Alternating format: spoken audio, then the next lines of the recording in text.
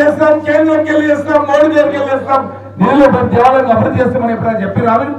మేము చెప్తున్నాం, ప్రతిపాదన పంపించినాం, మంత్రులను దొరికొచ్చినాం, నిధులు సాక్ష్యం చేపిస్తాం. ఎట్లయితే అనంతగిరి లోపల అనంత పద్మనాభుడు ఉన్నాడు, అదే విధంగా వేముల వారిలో రాజరాజేశ్వరి దేవాలయం ఉన్నదో, అదే విధంగా మన దగ్గర ఆలంపూర్ లోపల జోగులమ్మ దేవాలయం ఉన్నదో, మనం కూడా పరిగి గడ్డ మీద రామలింగేశ్వర స్వామి ఆలయాన్ని ఒక ఏకశిలా పర్వతం పైన వెలిసినటువంటి దేవాలయం అది. ఆ దేవాలయాన్ని పరిగి నియోజకవర్గ ప్రజలు ఎల్లప్పుడూ ఒక కొడుకు పుట్టినా బిడ్డ పుట్టినా ఏ కోరిక తీరాలన్నా సరే పామండ రామలింగేశ్వర స్వామి ఆలయానికి పోతారు. ఆలయాన్ని అభివృద్ధి చేస్తామని చెప్పి కూడా ఈ రోజు నేను పరిగి నియోజకవర్గ ఎమ్మెల్యేగా మీకు అందరికీ కూడా స్పష్టమైనటువంటి మాట ఇస్తూ, అదేవిధంగా కాంగ్రెస్ పార్టీ నుంచి మేము ఇంతవరకు ఎవరిని కూడా ఒక మున్సిపల్ చైర్పర్సన్ డిక్లేర్ చేయలేదు, వాళ్ళే డిక్లేర్ చేసేసారు. ఈ యొక్క ప్రతిపక్ష పార్టీలకు అర్థమవుతలేదు.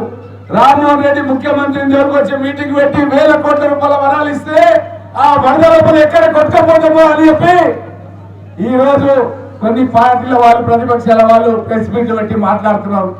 మీకు ఎవరు జరుగుతున్నారా? 10 ఏళ్ల గవర్నమెంట్ లోపల ముఖ్యమంత్రులు తీసుకొచ్చేది ఉండే, ప్రధానమంత్రులు తీసుకొచ్చేది ఉండే, అభివృద్ధి చేసేది ఉండే, ఎవరో అడ్డుకున్నామా ఇక్కడ? మీరు తీసుకపోయి మన జోగులాంబ జోన్లు కలిపితే కూడా దిక్కు దిగడం లేకుండా మాట్లాడలేదు మీరు.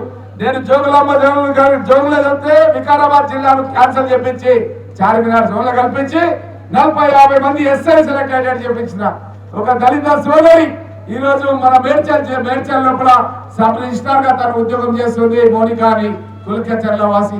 అదే విధంగా ఒక మారుతి అనే ఉద్యోగి తిరుమలాపూర్ నుంచి మా కనక ముర్రా ఇక్కడే ఉన్నాడు. అతను ఈ రోజు మున్సిపల్ కమిషనర్ గా ఈ రోజు ఉద్యోగం చేయడం అనేది మనం గమనిస్తున్నాం. ఇన్ని కార్యక్రమాలు ఈ రోజు ఉద్యోగస్తులకు 70,000 ఉద్యోగాలు ఇచ్చింది కాంగ్రెస్ ప్రభుత్వం. మరి మీరు ఇచ్చిన ఉద్యోగాలు నేనైతే ఎదురులేదు. మా పరిగిలు ఎవరికి మీరు ఉద్యోగం ఇవ్వలే. నా ఇంట్లోనే కోచింగ్ సెంటర్ పెట్టి అధ్యాపక బృందం తెచ్చి 3 నెలలు వాళ్ళ కోచింగ్ ఇచ్చి షాదీ ఖానాలు కిరాయి తీసుకొని వాళ్ళకు కోచింగ్ ఇవ్వడం జరిగింది. మరి మీరు ఎలాంటి అభివృద్ధి కార్యక్రమాలు చేయకుండా అన్ని దందాలు చేసి రియల్